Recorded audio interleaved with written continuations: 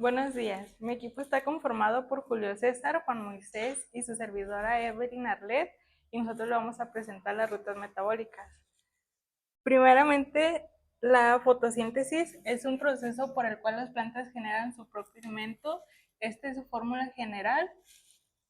Esto es gracias al dióxido de carbono presente en las plantas y el agua que absorbe. La fotosíntesis es un proceso anabólico a partir de moléculas pequeñas como el dióxido de carbono y agua. Con ayuda de energía lumínica se generan moléculas más complejas, en este caso hablamos de la glucosa. Es muy importante la energía lumínica para poder realizar la fotosíntesis porque sin ella simplemente no se podría llevar a cabo. Las plantas están hechas de la célula vegetal, la cual cuenta con un organelo llamado cloroplasto. La función de los cloroplastos es realizar la fotosíntesis. Los componentes esenciales del cloroplasto para que ocurra la fotosíntesis son los tilacoides, que son una especie de monedas apiladas, y otro componente importante es el estroma. Este es un medio acuoso que tiene el cloroplasto. La fotosíntesis se realiza en dos fases: la fase luminosa, que se realiza en el tilacoide, y la fase oscura, también llamado ciclo de Calvin, que ocurre en el estroma. Esto, en la fase luminosa, como primer reactivo, entra el agua al tilacoide. La fotosíntesis se realiza en dos fases: la luminosa, que ocurre en el tilacoide, y la fase oscura, o también llamada ciclo de Calvin, y esto ocurre en el estroma. En la fase luminosa, como primer reactivo, entra el agua al tilacoide, que con ayuda del NADP ayudará a romper moléculas de agua, convirtiéndolas en oxígeno que se liberan a la atmósfera. También interviene un nucleótido llamado ADP, que es el adenosín difosfato. En esta primera fase vemos que se libera el oxígeno a partir del agua. Para la coenzima NADPH, recupera los hidrógenos que quedaron de la molécula de agua, y lo que ocurre también es que el ADP se convierte en ATP, que este es el adenosín trifosfato. Nuevamente, esto con ayuda de la luz solar. Estos productos liberados son muy importantes para la siguiente fase, porque ahora entran como reactivos en la fase oscura, al igual que también entra el dióxido de carbono, que con ayuda de la coenzima ayudará a formar la glucosa que se alimenta para las plantas. Y ahora sigue el ciclo de Calvin, en el cual se compone de tres etapas. Como etapa inicial, la ribolosa bifosfato toma tres moléculas de carbono y las convierte en ácido fosfoglicérido, esto mediante la enzima Rubisco. Y después entran 6 ATPs y salen 6 ADPs, y ya continuaré a la segunda etapa, en la cual entran 6 NADPH y sale 6 NADP. Y el ácido fosfoglicérido se convierte en gliceraldehído fosfato, el cual deja una molécula y continúan 5, para continuar con la tercera etapa, que es la de regeneración de moléculas inicial, en la cual entran 3 ATP y salen 3 ADP, y se vuelve a originar otra vez la molécula ribulosa bifosfato y continuará otra vez el ciclo. Bueno, la glucólisis tiene como producto principal la glucosa, que esta sale de la fase oscura de la fotosíntesis, y su producto inicial es glucosa. Como vemos, esta cuenta con 10 reacciones que cataboliza principalmente glucosa. Como vemos, la glucosa 6-fosfato ocurre a través de la hexoquinasa. Cuenta con dos fases importantes, que es la anabólica y la catabólica. En este punto importante es cuando se forma a gliceraldehído 3-fosfato, porque estas son moléculas de 6 carbonos cada uno y se generan 2 de 3 carbonos. Gliceraldehído 3-fosfato y dioxiacetona fosfato. Esta sucede 2 veces para formar 2 moléculas de glucosa que entran al ciclo. Se gastan 2 moléculas de adenosíntrifosfato en la primera fase de la glucólisis y se ganan 2 moléculas de ATP en su segunda fase. Como sucede 2 veces, se ganan 4 ATP. Y se pierden 2 y se ganan finalmente 4. Tenemos como ganancia de 2 moléculas de ATP en el proceso de glucólisis, que es producto final sería el piruvato, 2 piruvato como producto final. Como podemos ver, la ruta de pentosas se une después de glucólisis. Esta sale de glucólisis y ocurre igual que la glucólisis en el citoplasma. Es una ruta alterna para producir moléculas de 4, 5 y 6 carbonos que se producen en la glucólisis, como ya dijimos. Su producto inicial es la fructosa 6-fosfato. Esta genera NADP y sintetiza azúcares de 5 carbonos. Bueno, tiene dos fases, que es la fase oxidativa, que produce poder reductor en forma de NADPH+, y la fase no oxidativa, donde se obtiene la ribosa 5-fosfato y gran variedad de monosacáridos, y como productos finales podemos tener ribosa 5-fosfato, ya sea celulosa 5-fosfato o por ribosa 5-fosfato.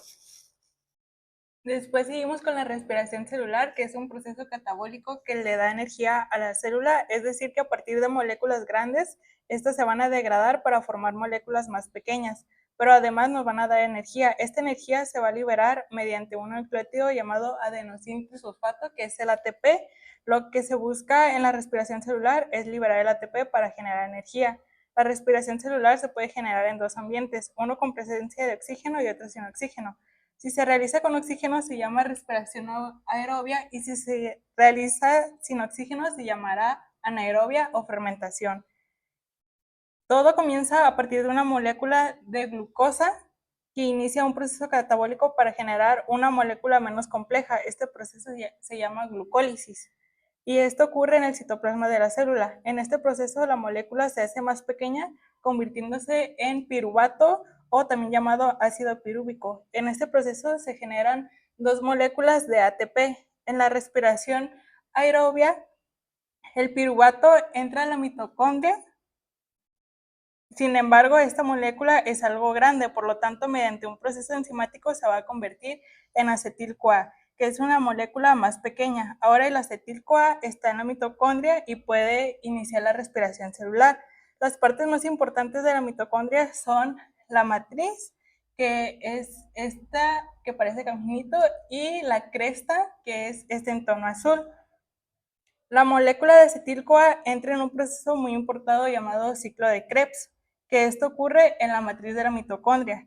Este ciclo, parte del acetil-CoA se degrada produciendo dióxido de carbono y los átomos de hidrógeno que quedan son transportados por unas coenzimas que los transferirán al siguiente paso. Este ciclo también genera más ATP. El último paso es muy importante y esta es la cadena de transporte de electrones que ocurre en la cresta de la mitocondria. En este proceso oxidativo donde hay pérdida de electrones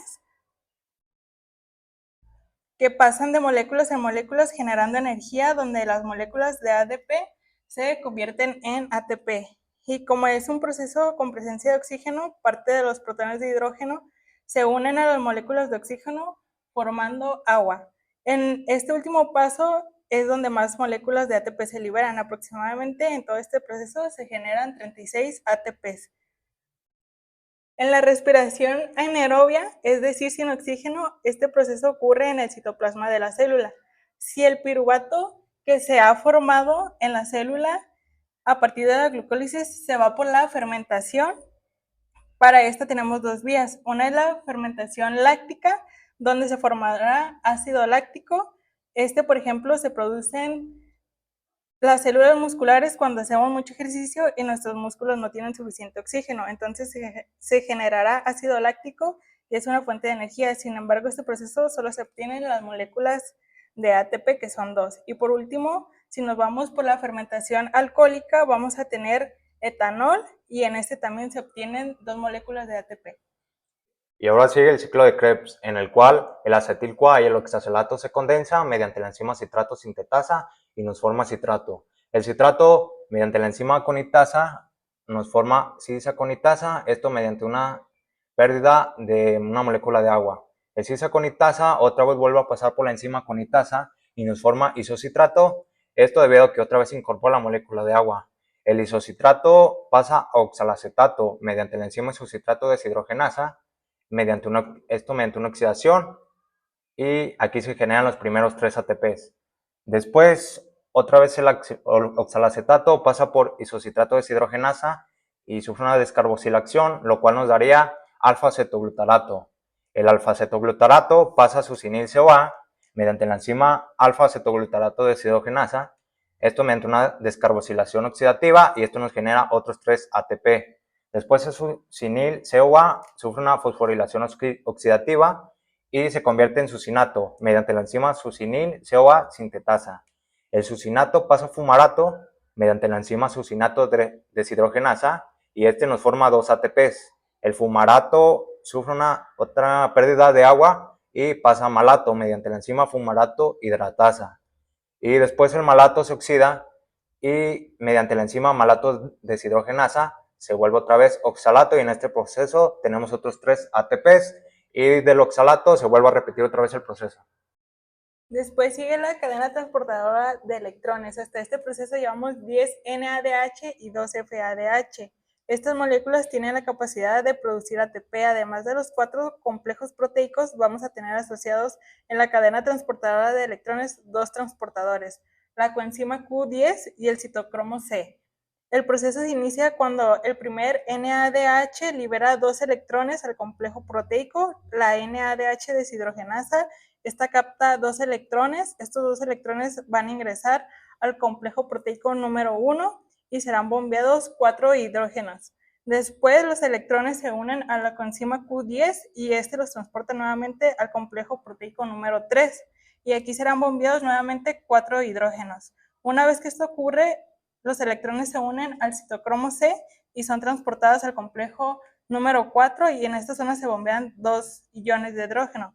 Al final tendremos 10 iones de hidrógeno en el espacio intermembranal. Luego los electrones son captados por un hidrógeno, se forma agua y esta es desechada. Después los iones de hidrógeno que se encuentran en el espacio intermembranal pasan a través de la ATP sintasa, activándola. Por cada 4 iones de hidrógeno obtenemos un ATP. Esto quiere decir que en este caso del NADH obtendríamos 2.5 de ATPs. Se multiplica por los 10 NADH obteniendo 25 ATP. Y se multiplica, en el caso de FADH, este se acerca al complejo proteico número 2, libera sus 2 electrones. Estos son captados por la coenzima Q10, que los transporta al complejo proteico número 3 y se bombean 4 iones de hidrógeno. Luego los electrones son captados por el citocromo C y los transporta al complejo número 4 y ahí son bombeados 2 hidrógenos. Esto quiere decir que por cada FADH van a ser bombeados 6 hidrógenos y por cada 4 iones de hidrógeno vamos a obtener un ATP. En este caso formaríamos 1.5 ATPs por cada FADH, que nos resultaría 3 ATPs, que sumadas nos dan 32, pero a esto se le restan 2 ATPs que se gastan por transportar los NADH, entonces nos quedarían 30 ATPs.